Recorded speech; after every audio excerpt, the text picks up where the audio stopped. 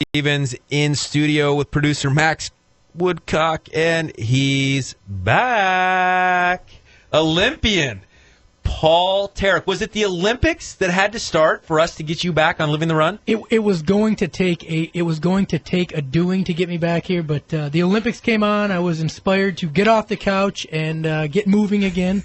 And I had to come back. You know, the wife was like, "Stay home tonight, spend some family time with me," and I begged and I pleaded, and she eventually allowed me to come in and be with you tonight, buddy.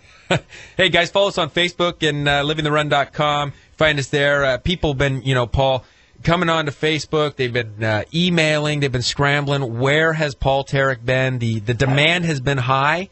They've been looking for you. But I must say, before you say that, is that Adam Melhuse filled in twice, former catcher for the Oakland Athletics. Tremendous job, and it was close to stealing your seat. I got to be honest. I've heard the ratings have never been higher, well, except for when we were off the air. That was when the ratings were peak. But now second place is when I was gone. So I almost feel like I got to ask Max every time. We had a couple weeks ago. I got a text message during the beginning of the show and said, "Hey, we're 10 minutes in." He says, "How come the show's not on tonight?" We'd been rambling for 10 minutes, and whatever, things happen. But anyway, we're excited to live the run. We got Dean Karnazes coming on tonight. Time out, dude. Fantastic stuff. You just admitted that on the air that you guys had a show. You guys had a totally private show. Yeah, we had a private show. Max and I were rapping pretty well together. At least two people were living the run here on the Central Coast. But Small hiccup. But we're on today. You can check this podcast out. If you miss anything, Dean Karnazes coming on.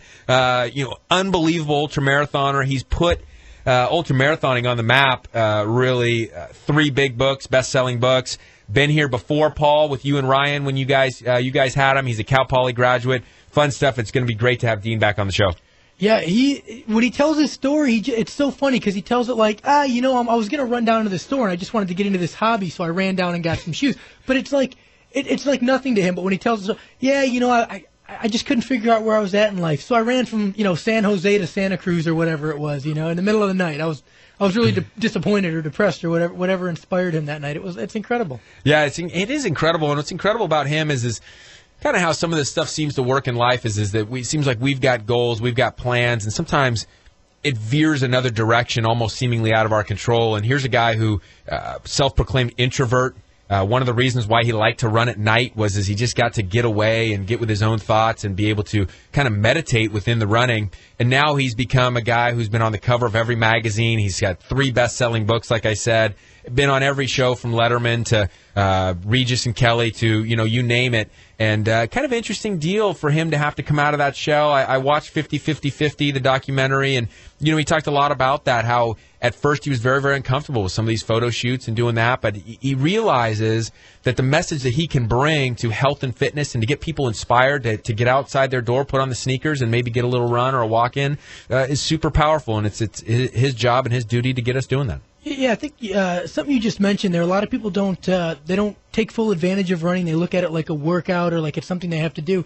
And it is kind of like a self-therapy session. When you get out there, you're by yourself. It gives you time to think. A lot of time. I remember in college, I'd go out and you might be amped up over something, or you might be upset over something, or frustrated. You go out for a good run, and you get 15, even 20 minutes in, and by the time you get back, you don't even remember what you're mad about. And it really helps you put things in perspective. Like, I guess it really wasn't that important in the first place. Yeah, Dean's coming off of the Badwater Ultramarathon. Of course, that's 133 miles there in Death Valley, and I know he went just sub 30 hours. I think he placed 8th or 9th in doing that event. But I tell you what, he inspired me. We went to did something kind of a little off the norm. I went to Las Vegas this last weekend for a bachelor party, and I convinced 2 out of the other 8 guys to go out and run at the heat of the day. And so we waited till 12:30, and we said that minimum of 1 hour out there, but we're going to try to go 60 to 90 minutes. I pulled Jerry and Chris out there, and the three of us went. And I'm telling you, it was a really unifying kind of experience. It was a unusual bachelor party kind of thing. I mean, it's not usually what goes on in bachelor parties in Las Vegas, but we're kind of trying to set the new norm. We went 75 minutes out there. We even ran some stairs on the Las Vegas campus, UNLV, and had a stinking good time. Rex, I'm no doctor here, but Vegas in July is not the time to take a run at high noon there, buddy. Now, again, I'm not a doctor. I don't even play one on television. I didn't sleep at a Holiday Inn Express last night, or even a Best Western. But seriously, noon on a bachelor party weekend, and you drug 2 people. Congratulations to the other 6 of you who were smart enough to stay home. Well, Dean had a quote in his movie 50-50-50. He said, the true test of battle is what you do when the pain sets in. I was glad to be out there with 2 other guys. I will say that. If I was by myself, it would have been slightly more disheartening.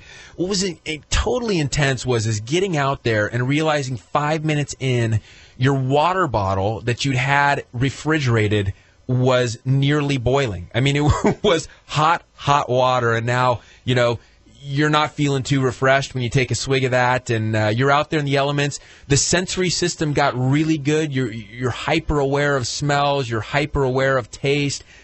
Incredible stuff. But here's the thing, Paul. We were out there for 75 minutes. Dean and all those other competitors were out there for 30 hours doing that thing. It's just absolutely fascinating human potential, and in this case, what running can kind of lead to. Yeah, but they're just incredible on a professional level. You're at a bachelor party out there. The feelings of like being in touch with nature and super sensory and everything. That was just because your nervous system was about to shut down. It was like boiling inside.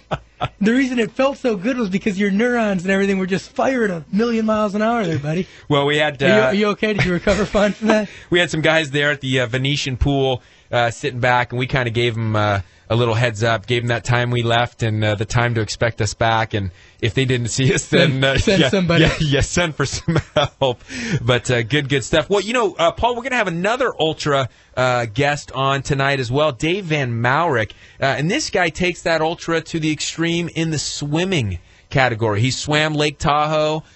He's going to be doing a swim across Catalina. And this is big stuff as well. And I was talking to somebody today in the clinic, and we were saying, you get in the water, there's no chance to rest. It's not like you can kind of stop, pause, bend over. You see those runners who are tired, they bend over at the knees. Well, what do you do in the water when you start to fatigue badly and you kind of hit that wall?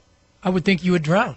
I mean, I think if I started fatiguing very badly and couldn't and needed to take a rest, I mean, I would probably drown at that point.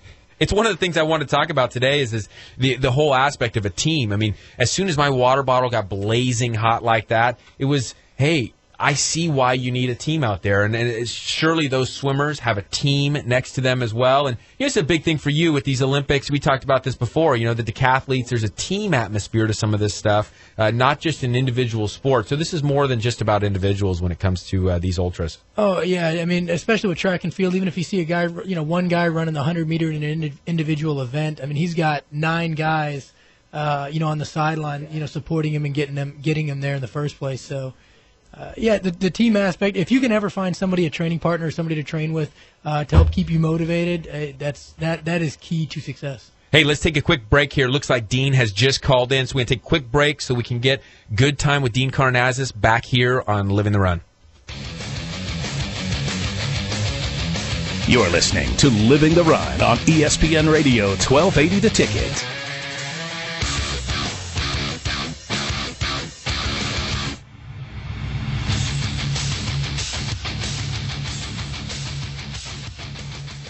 Since 1929, Standard Process has been dedicated to providing the highest quality whole food supplements. Their philosophy is simple: to provide nutrients as they are found in nature. Today, scientists are finding more and more evidence demonstrating the benefits of whole food nutrients over high-dose synthetic vitamins. Standard Process's unique products are sold through healthcare professionals who are trained in using whole food nutrition as the first line of defense for the body. Visit www.standardprocess.com for more information or to find a Standard Process healthcare practitioner near you. Hey guys, Paul Tarek from Living the Run here. As a former Olympian, there is only one place myself and fellow athletes go when it comes to chiropractic care on the Central Coast. With 4 chiropractors in the clinic, Slow Wellness Center is the largest, most comprehensive group of docs in San Luis Obispo County. I began seeing Dr. Rex Stevens back in 2005 for spinal adjustments to help maximize my performance, minimize my injury, and allow me to compete at my best. When the difference between a win and a loss can be just a fraction of an inch, perfect alignment in all joints is essential. One of the great things about the team at Slow Wellness is no matter where I had an issue, whether it was my spine, my foot, knee, wrist, or shoulder, they were always able to help.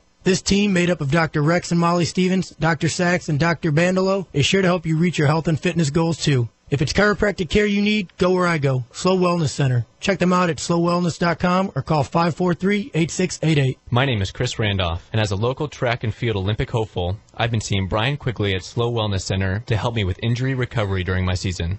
Brian has not only helped me with some very extensive injuries, but has also educated me on the specifics of how my body moves when I compete. His knowledge and touch has helped me achieve personal bests in my competition and has also helped me in injury prevention. Becoming a wellness patient of his has helped me stop my injuries before they start, making time spent recovering shorter, leaving more time spent training for my goals. From injury prevention to wellness, Brian understands the patient and holistically helps them achieve their personal health-related goals. So check out Brian Quigley at peakperformanceslo.com and find him on Facebook and comment a response to this ad and get a complimentary 60-minute massage. Puma Aquatics team offers year-round swim programming for novice, recreational, and competitive swimmers. For 16 years, Puma has developed some of the fastest swimmers on the Central Coast, as well as the nation. Puma has 3 convenient locations to choose from, providing programming for all of San Luis Obispo County. Puma offers swim assessments for new swimmers on Tuesdays and Thursdays at the SLO Kennedy Club, Atascadero Kennedy Club, and Arroyo Grande High School. For more information about Puma Aquatics, check out pumaswim.org. Join the Puma Pride and challenge yourself to reach new levels in your swimming. Puma Aquatics, where pride, passion, and persistence pay off.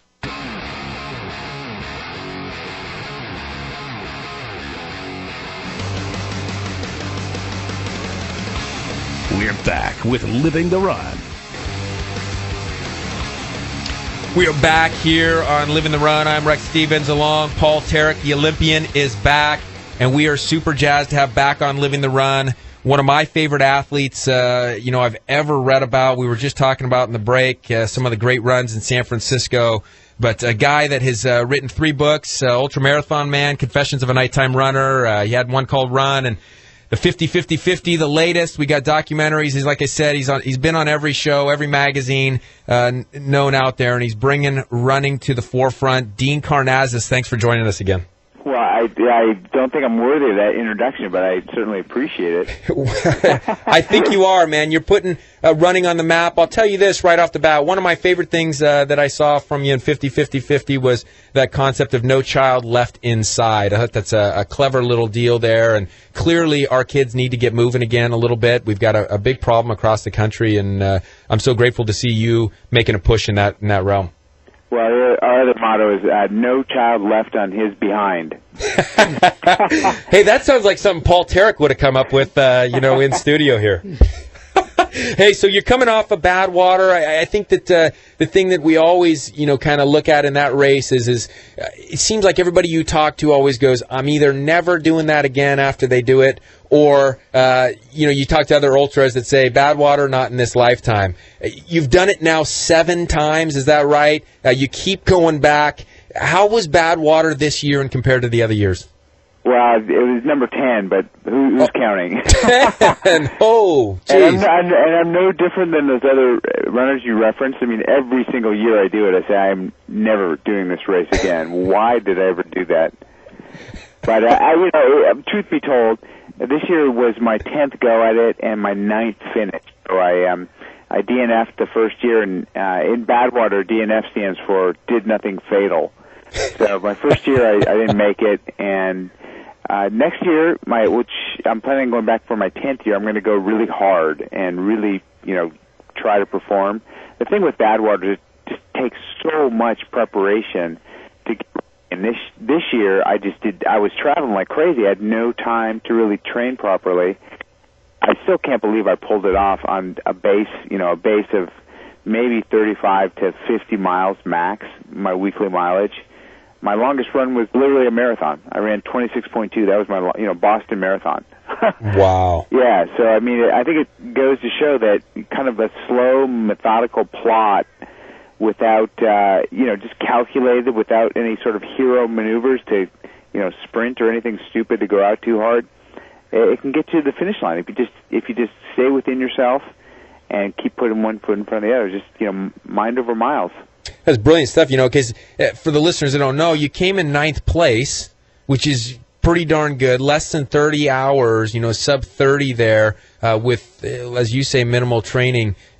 Tremendous stuff there. Hey, I was telling Paul before the break, and we kind of talked about in the show, is one thing you said in I can't remember if it was a book or in documentary, that humans identify with running. It's about pushing yourself to do more, and I think the identification thing was the big thing for me. We went to Las Vegas, and I'm telling you, this is totally as a result of you, is I thought, my gosh, I got to go out there and run in the heat of day in Las Vegas. And, believe it or not, 2 other guys at this bachelor party did it with me. It's kind of like this unifying, identifying with one another as people, going out as a team. Talk a little bit about that team atmosphere that comes out there, because I'm telling you, the water gets hot pretty darn quick. Talk about the team that's bringing you cold water, that's encouraging you along the way.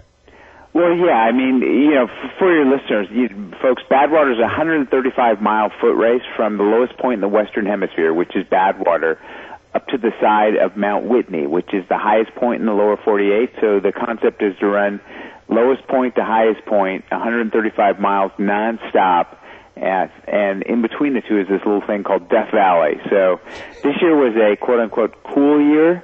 It only got up to about 123. But it's a dry heat. Yeah. So, I love it. Don't you love that? It's a dry heat. It's a dry heat. No big deal. Yeah, and you rely on a crew as you're doing Badwater, because you need to be constantly kind of refilled with ice, and you're trying to stay cool and try to stay hydrated and so forth. And you really form a close bond with these folks. At least I do. Running has a great power to unite people. As you mentioned, there's so many things in this world that divide people, that tear people apart. I mean, there's race, religion, creed, our socioeconomic levels. Running's the great uniter. It brings people together. It's something we all have in common, something we share. We can all put one foot in front of the other and run. And I think there's a lot of power, as you identified in that. Do a simple, really plain, inexpensive act. Just run. So, I mean, I have to. You've been. This was number 10, right? 9 finishes. 10 times you've been to the race, correct? That's correct. And you're going next year. You said you're going to train next year. Are you going to make any other sacrifices and not, kind of clear your plate, if you will, and really focus on this, or are you just going to, a little extra mileage and train hard for this, this one race? That's a really good question, but it's going to be the former. I mean, you just have to clear your plate, because the kind of specialized training you really need to do is things like sets of push-ups and sit-ups in a sauna at the gym. So, what I do is I run here in Northern California with my North Face ski wear on in the middle of summer. I run to the gym and I just go into the sauna and do sets of push-ups and sit-ups. And it's that kind of heat acclimation, as well as I've gotten into Bikram yoga. So doing back-to-back Bikram yoga sessions in between runs. It's that kind of stuff you really need to do to build up the endurance and the tolerance for that extreme heat that you encounter out there. And that just requires time. And to do that, I can't be globetrotting and still, go to the gym. So I'm just going to say to folks, that when they, I get these great invitations to go and do book signings and travel the world, and say I can't do it this year. I've got another priority, at least for this year. And now that you've put it out there and said you're going to make that sacrifice, what can we expect from you this year? Next year. What are we going to expect time-wise? You think? Oh, as soon as I offer a prediction, it's going to go to hell in a handbasket. But I don't even like saying I won that race. I've survived the fastest before, so I have actually come in first place. I've come in second place. I think I've finished top 10 half dozen times at least, and I can't predict. You just never know. with a race of that distance and that type of heat, how things are going to turn out. But I the only person I really compete against is myself, and I'll just say that I'm not going to make sacrifices next year, and I'm going to lay it all out on the course and just see how it goes. The only way I can fail is if I don't try my hardest, and I'm going to try my hardest. Yeah, I liked one of the things in one of your books where you came home from a run in the morning and your neighbor asked, "Hey, why are you doing this? Doesn't it hurt?" And your reply was, "Well, if you do it right, it does." What'd you mean by that? Yeah, I mean, he kind of said to me, isn't running painful? And I thought about that question for a second, and I said, it is if you're doing it right. It's supposed to hurt. It's supposed to be painful. I mean, I think in Western culture we've got things kind of spun around. I think we thought, in the complete absence of pain, if we had every convenience, every luxury available to us, we'd find happiness. And I think a lot of ways we're so comfortable, we're miserable. There's just no pain. There's no struggle left in our life. And I think myself, along with you guys and every other runner who's probably listening to this, you find that you never feel more alive than when you're in pain and suffering and really struggling to get through something. Because when you do, it's a great reward. So I think that's what I meant. And, we runners get it. My neighbor, obviously, is one of those folks that doesn't. When he asked if it was painful, you should have said, "Not as painful as living next to you, buddy. Not as painful as coming out every morning and seeing you." He's a good guy. I don't want to discount this guy. He's no, a good of course. Guy. It's just a different mindset. Hey, you're listening to Dean Karnazes here on Living the Run, ESPN 1280, The Ticket. We had mentioned before, and I like that, we're so comfortable, we're miserable. And you'd put that quote out there, the true test in battle is what you do when the pain sets in. Talk a little bit about actual true pain to joints, maybe orthopedic type things. What are the things and the strategies that you're using to make sure that your biomechanics are pure, to make sure that the health of the tissue is good, that the lactic acid is flushed, that you're not creating problems down the road mechanically in the feet, the knees, the hips, the back, whatever it might be? What are the strategies you're using? Well, one thing I really advise is cross-training. So building overall body strength, and a lot of runners just run, and I think that's a recipe for injury. If you just run, you're not training and you're not conditioning all those micro muscles that support your ligaments and tendons and your running muscles. So I really encourage folks to cross train and to build leg strength. So either by cycling is a great sport, certainly mountain biking. I also encourage people to, I don't sit down. I think the chair is evil. So I've got my home office set up at waist level.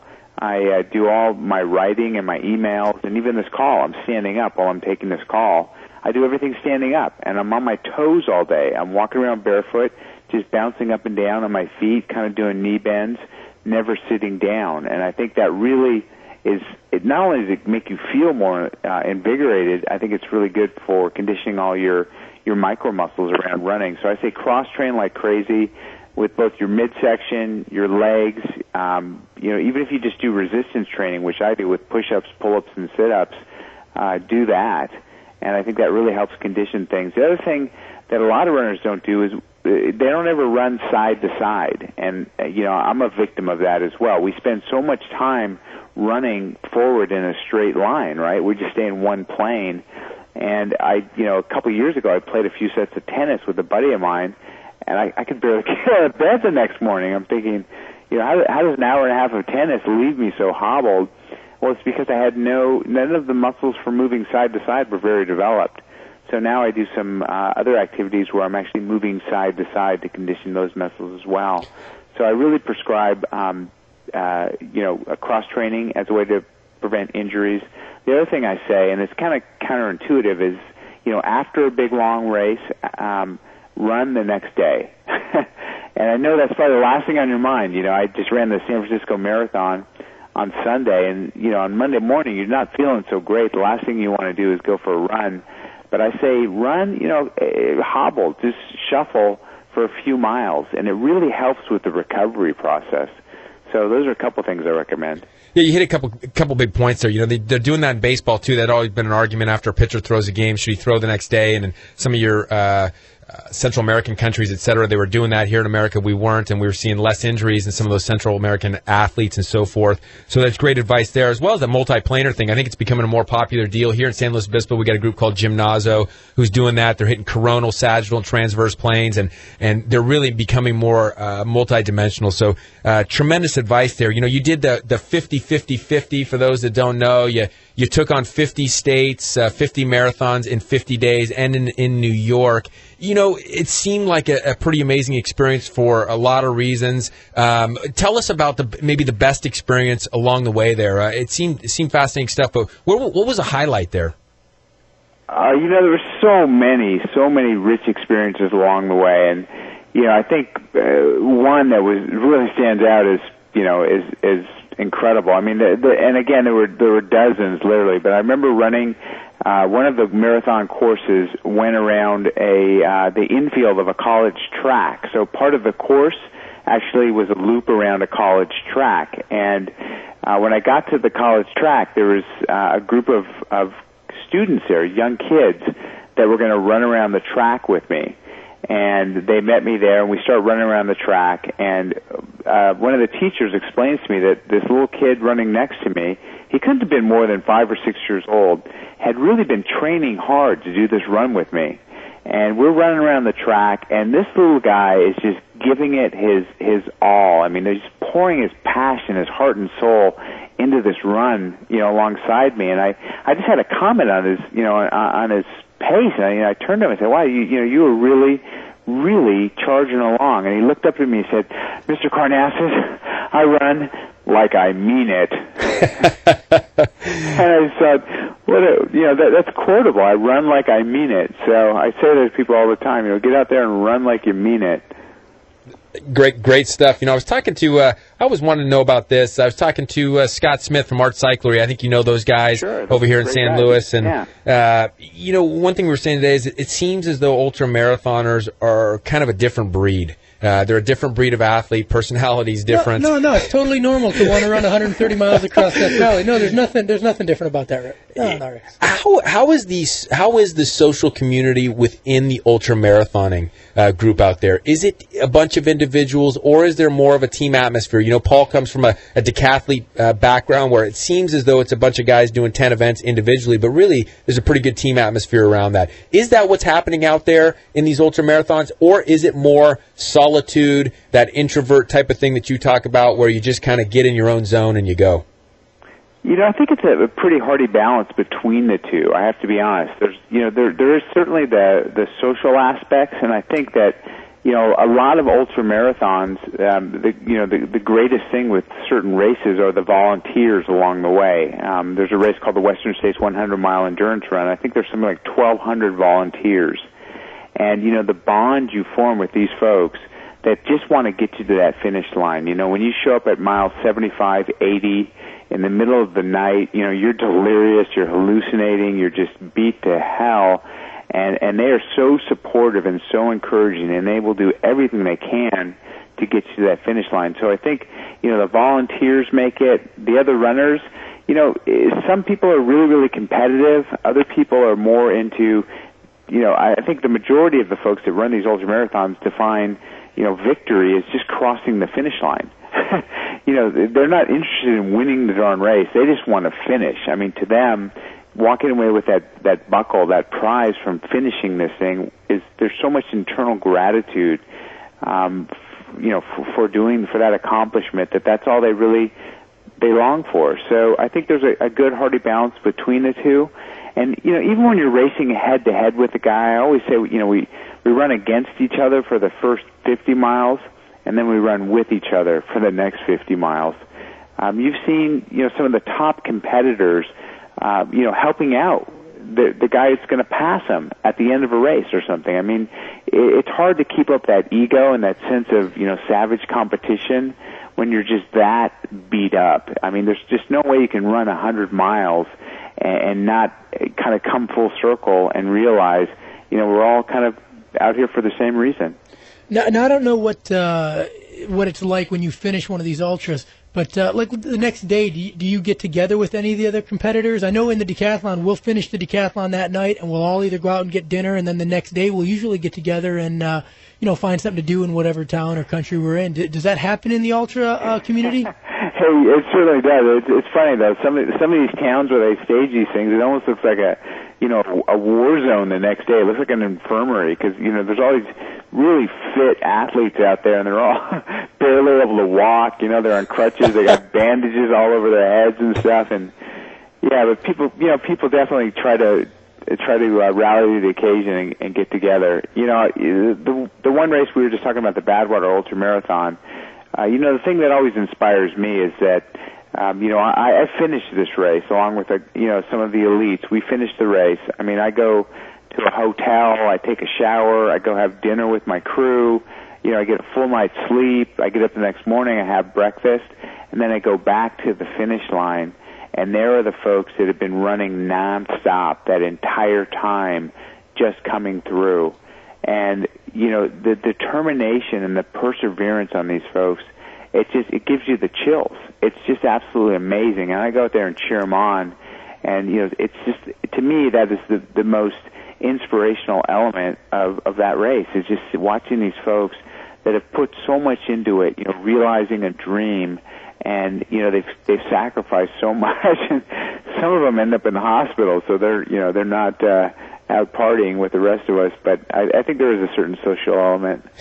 This is incredible stuff. Again, we're with Dean Karnazes here on Living the Run, ESPN 1280 The Ticket. Dean, last thing, for whatever reason, there's something that holds people back from entering a race, from stepping out, lacing up the shoes, getting on the bike, swimming.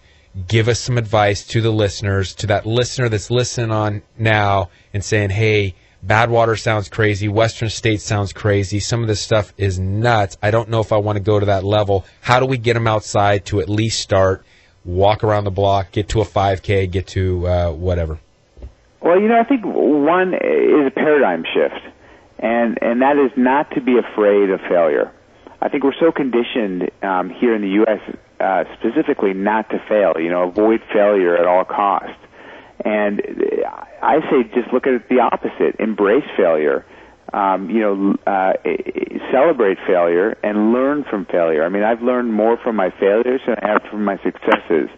So don't be so held back by the fear of failure that you don't try anything. And then I would say, sign up for an event. It's so easy to go online these days and just hit, enter and sign up. And once you sign up, you've kind of committed a little bit. Then I say, pick a favorite charity, something that's meaningful to you, and do it for charity. And once you sign up for a charitable cause, send an email blast to your entire list of people on your email list and tell them what you're doing. Ask them if they wouldn't mind contributing. And then when you're feeling lazy and feeling like, oh, man, I'm just going to sit on the couch and have some pizza and a beer tonight, you know that, whoa, the clock is ticking. 4 months from now, I got this 5K, I've got to go do, or I've got this, this sprint distance try that I signed up for, and all these people have, come to support me. I got to get out there and start training. So I would say, sign up for something, say 6 months down the road. Be bold, do that, and, kind of follow that process I outlined. And then, the other thing is when you show up the day of the race, just say to yourself, I'm going to be the best me that I can be today. That might not be someone at the front of the pack. You might not be Craig Alexander. You might be a mid-packer. You might struggle just to get to that finish line. But just have the commitment that I'm going to give it my all in this race. I'm going to be the best me that I can be. And if you commit to doing that, even if you don't make it, at least you don't fail because you tried the hardest. And that's kind of my prescription for signing up for something and getting motivated to get going. Incredible stuff, Dean. Thanks so very, very much for coming on, inspiring our Living the Run listeners, for kind of being a repeat guest with us. You are clearly a guy who practices what you preach. I love that. You failed that first time, or you didn't finish that first time in Badwater, but it didn't knock you down. You come back with 9 more right after. It's impressive stuff. You're making a big big push to make change, I know, in activity here in America and maybe across the world, and good stuff. So if our listeners don't know about you, they got to read Ultramarathon. I'm telling you, it is my personal favorite. That was my favorite Ultramarathon Man, Confessions of a Nighttime Runner. Is incredible stuff. Love your story. Thanks for being such an inspiration and a great athlete. Me on, and now that every time I talk to you, I feel inspired just to run down to Slowtown, because tomorrow night it's Farmers Market on Higuera Street. I miss it. Absolutely. You could make. I think. I mean, my calculation. You could make it. You could make it if you took off now. It's possible. Well, my daughter's choosing colleges, and I'm like, you got to go to Cal Poly. You got to go to Cal Poly. Yeah. Because I just want to get back down to Slowtown. I still miss it. Yeah. Hey, so when you're back down here, we'll get you in studio. No, we'll go for a run. Just a short one, just like a 20, 30 miler. Hey, sounds good. Max Woodcock, producer here, he says he'll run with the camera. Good stuff, Dean. Thanks so much. Okay. All right. Talk to you soon. Okay. Rex, I was thinking, if his way doesn't work, if by signing up and telling all your friends, if that doesn't motivate you, I stand by my initial idea of have one of your good buddies drive you, 50 miles away from someplace, drop you off, and leave, and come back and check on you periodically. But hey, necessity, the mother of invention. There's nothing to inspire you to get, to run 50 miles like. I got to get home. Like survival. Yeah. Hey, back more on Living the Run. Ultra swimmer Dave Van Maurik. You're listening to Living the Run on ESPN Radio 1280 The Ticket.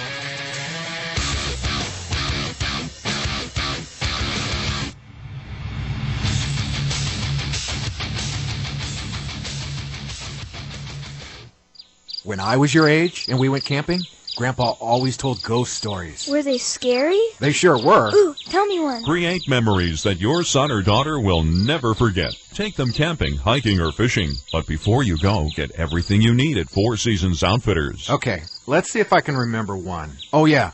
A father and son were camping. You mean like us? Uh-huh. And not far from where they were was a spooky old shack. Is that where the ghost is, Dad? You'll find backpacks and tents, freshwater and deep-sea fishing equipment, campfire cooking supplies, guns and ammo, everything you need for your next adventure in the great outdoors. Anyway, everything is quiet when all of a sudden, out of nowhere, they hear a voice. Hey, guys. Ah! What's wrong? I was just bringing marshmallows from the kitchen. Even if the adventure is in your own backyard. Four Seasons Outfitters, your outdoor adventure headquarters for more than 25 years. 432 Higuera, San Luis Obispo. Hey, honey, can you leave the back porch light on? Puma Aquatics team offers year-round swim programming for novice, recreational, and competitive swimmers. For 16 years, Puma has developed some of the fastest swimmers on the Central Coast, as well as the nation. Puma has 3 convenient locations to choose from, providing programming for all of San Luis Obispo County. Puma offers swim assessments for new swimmers on Tuesdays and Thursdays at the SLO Kennedy Club, Atascadero Kennedy Club, and Arroyo Grande High School. For more information about Puma Aquatics, check out pumaswim.org.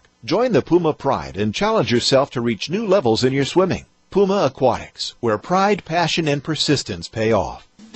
The ultimate choice for sports massage in SLO County? Peak Performance. Conveniently located at SLO Wellness Center just blocks from Cal Poly is ready to assist you to reach your personal best. Calling all athletes and fitness enthusiasts. If you're ready to start alleviating symptoms by addressing the true problems, if you are seeking efficient and effective body work, then you can count on Peak Performance. Nagging injury, losing the bounce in your step, pain or tightness keeping you from training hard and reaching your goals? Raise your standards, raise your expectations. Call Peak Performance 543-8688.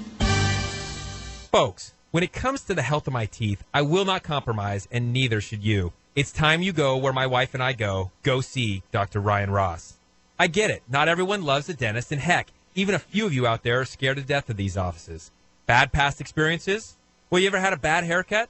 How about a bad meal somewhere? You didn't stop getting your haircut, and you certainly didn't stop eating, so stop ignoring your teeth. Dr. Ross's gentle approach, calming demeanor, and office full of upbeat staff puts your dental fears to rest. Conveniently located in a great little house on Marsh Street downtown, Dr. Ross's office exudes the highest level of professionalism, mixed with an atmosphere much like your own home. Look, nobody's in a rush here. It's not a get 'em in, get 'em out atmosphere. Every time I'm in Dr. Ross's office, it's like I'm the only guy that matters. No distractions, just full focus on my oral health.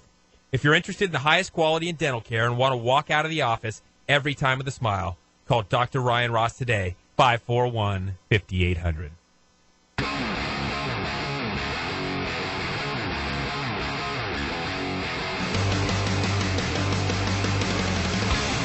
We're back with Living the Run. Welcome back to Living the Run. Unreal stuff from Dean Karnazes. Such a joy to have that guy on the show. Great motivational stuff. Hey, I wanted to get to this real quick. We got the Ride, Run, Raise this Sunday, August 5th, Central Coast Cancer Challenge at Laguna Lake. It's offering 3 distances of rides and 3 distances of runs for all levels. Proceeds go to benefit local patients and survivors through the Cancer WellFit and Jack's Helping Hand nonprofit programs. Late registration still available Saturday, 12 to 5 at Sunset Honda. Ride, Run, Raise. It gets me to another inaugural Golf to Benefit Others tournament, 2012, September 28th at Monarch Dunes in Napomo. Again, raising money to benefit Jack's Helping Hand, and they're creating a Jack Ready Imagination Park down there in Napomo. This is good stuff. We'll be talking about that again. So if you got a chance to either participate or a chance to just come out and cheer other people on, please do that this weekend at the Central Coast Cancer Challenge, August 5th, Sunday, August 5th at Laguna Lake. Hey, our next guest, we're taking Ultra from the running shoes to Ultra in the water, Paul. This is good stuff. Dave Van Maurik, swimmer of Lake Tahoe, and now taking on Catalina Island, ending up somewhere on the mainland, I think around Long Beach. It's a approximately 20-mile swim. Starting up. He takes off on the 22nd, I believe. You're taking off close to midnight. You hope to finish by noon the next day. Dave, thanks for joining us. Yeah, thanks for having me, Rex. Dave, this is incredible stuff, and we were talking about this whole swimming aspect. You know, we got off the phone with Dean Karnazes, and he's running 133 miles in Death Valley. The heat of the day, it's intense stuff, but I'm telling you, in the water sounds even scarier, I think, to me. What happens when you fatigue? Where do you go? Talk a little bit about this process, some of the long swims you've done in the past. Talk a little bit about the team atmosphere of swimming across a huge course like this. Yeah, I'd be glad to, because, you pegged it when you talk about saying it's a team effort. The guys that I had, I swam from Anacapa Island to Oxnard in 2010, and then I swam the length of Tahoe in 2011, and now with Catalina, I've got some of the same guys that are on board the boat, the escort boat, and they'll be taking care of my feedings and pace swimming and paddleboard escort, kayak escort. And, it really is a group effort and a great sense of camaraderie. I, of course, am the guy that has to do the heavy lifting, but it's just a really cool adventure to do with a bunch of buddies. Hey, yeah. Dave, what drives you? What drives you to keep taking on these different challenges? When did you kind of start this type of stuff, and what continues to drive you? Yeah, I started swimming when I was 23, so I wasn't one of these guys that grew up swimming in age group and high school swim teams. So I found it, and when I found swimming, it was, for me, it was like a homecoming. I mean, I just became aquatic, and for the last 30 years, I've always swum, and always worked on different teams, worked out on different teams, and I quickly gravitated to longer distance stuff because I'm a little more competitive there, and quickly gravitated to the out of doors swimming. So when you're in an open water situation, a lake or a piece of the ocean. Now, when you're doing this, we just talked about this too. Everybody has the team atmosphere. You got a support group with you. How does this work? This isn't just you leaving from the island. It's I'm assuming a group of people, correct? Yeah. So about 8 o'clock, I'll go to with my group. I have 2 official observers that represent the Catalina Channel Swim Federation, and I have 7 of my support people, and then I have myself. So we're 9 people, and we're going to board a 50-foot boat in San Pedro at 8 o'clock on this Sunday night, the 5th. And we'll motor at about 9 out to Catalina. We'll get to Catalina above the isthmus. We'll get there at about 11 o'clock at night, and then we'll get all staged up and get the kayaks in the water. I'll get greased up, and then I'll jump in the water about 11:30. I have to swim to the land about 50 yards, and I have to clear the water. They'll put a spotlight on me, and the observers will validate that I've cleared the water, that I'm actually standing on dry rocks or dry sand. And when they see that, they let me know I can swim away whenever I want. and then I just get in the water and head northeast for about 12 hours. Hey, I misspoke on this. It's August 5th, so this is coming up 5 days to go, right? And this is I meant to correct that. Yeah, it's this coming Sunday. I motor out. So the swim starts about 11:30 on Sunday night, and it ends about noon on Monday. Dave, what are the big challenges in this? What are the challenges you think you'll face along the way? What are the obstacles that might show up? What are the variables coming across that course? I'll tell you one big one. I'm not too concerned about the cold. I think the water is going to be 65 or 66 degrees, and that's very doable for me. Yeah, and I heard that I talked to Dr. Ross today, and he said you're not a wetsuit guy.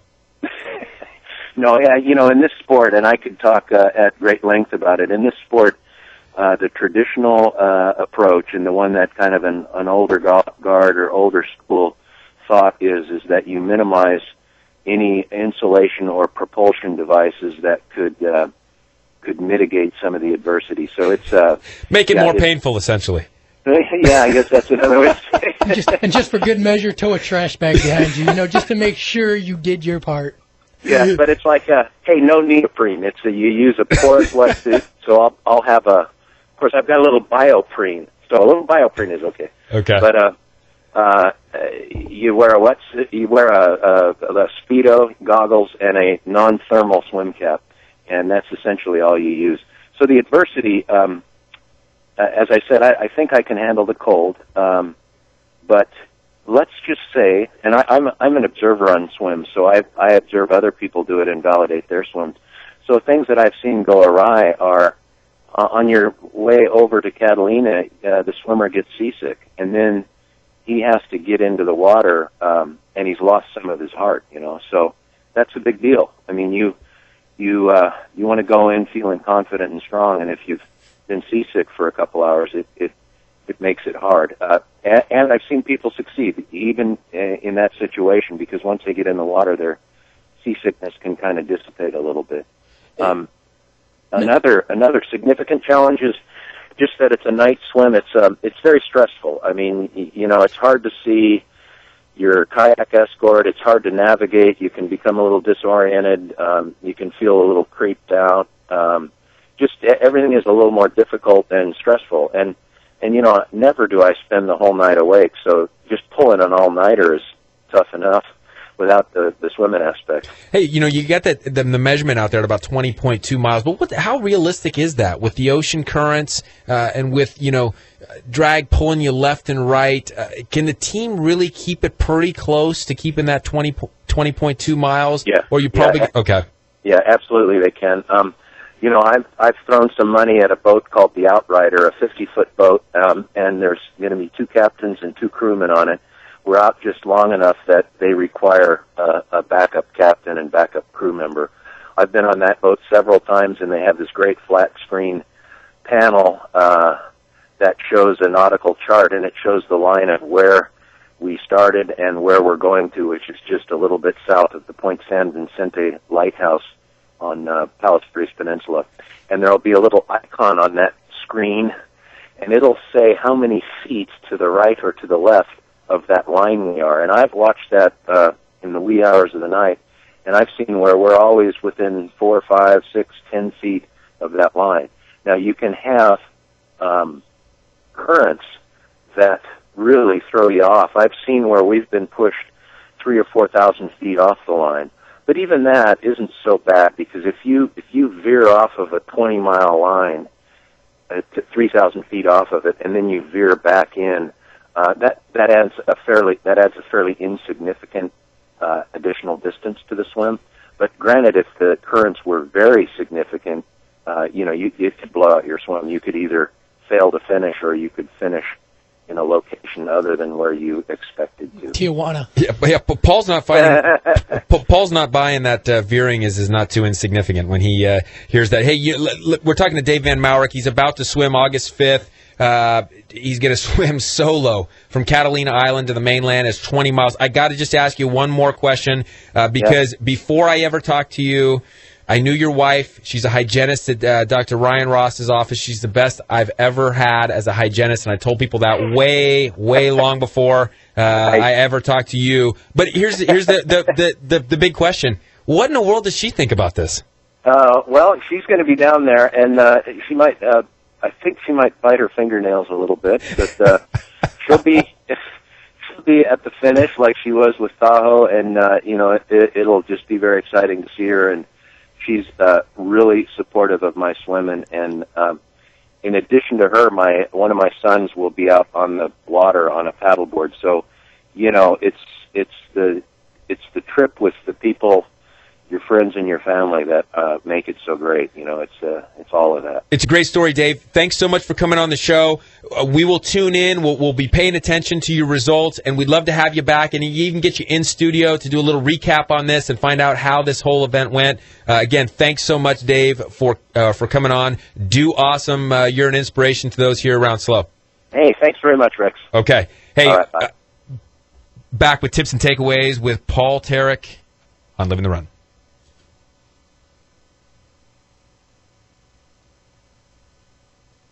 Since 1929, Standard Process has been dedicated to providing the highest quality whole food supplements. Their philosophy is simple: to provide nutrients as they are found in nature. Today, scientists are finding more and more evidence demonstrating the benefits of whole food nutrients over high-dose synthetic vitamins. Standard Process's unique products are sold through healthcare professionals who are trained in using whole food nutrition as the first line of defense for the body. Visit www.standardprocess.com for more information or to find a Standard Process healthcare practitioner near you. Hey guys, Paul Tarek from Living the Run here. As a former Olympian, there is only one place myself and fellow athletes go when it comes to chiropractic care on the Central Coast.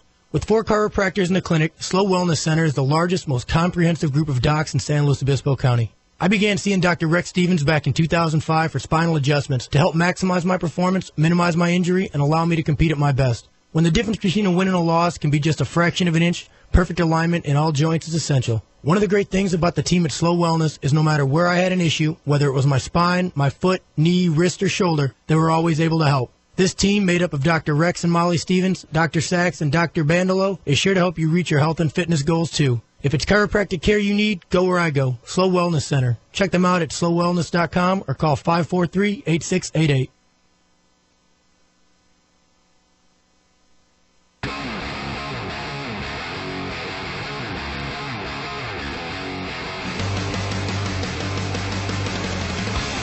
We're back with Living the Run. Back.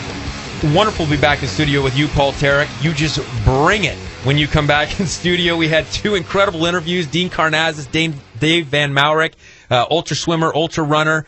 Tip and takeaway. Tip and takeaway, I think, was Dean, you can't be afraid of failure. You have to celebrate it. You got to do. If you're not failing, you're not trying hard enough. You're not challenging yourself. Agreed. And, he said humans identify with running. And I really think they do. That's what we were born to do. It is what we do. And it's easy to lace them up. It's easy to get a few people to go with you. Awesome stuff. Next week, we got a guy coming in to talk a little nutrition with a company called Standard Process, whole food, herbs, etc. Should be very, very interesting. Love that kind of stuff. Last time we had Dr. Murphy in talking nutrition, it was great stuff. So thanks for joining us. The great one, Olympian Paul Tarek, will be back again next week, right here on ESPN 1280, The Ticket, where we live healthy, we live bold, we come live the run.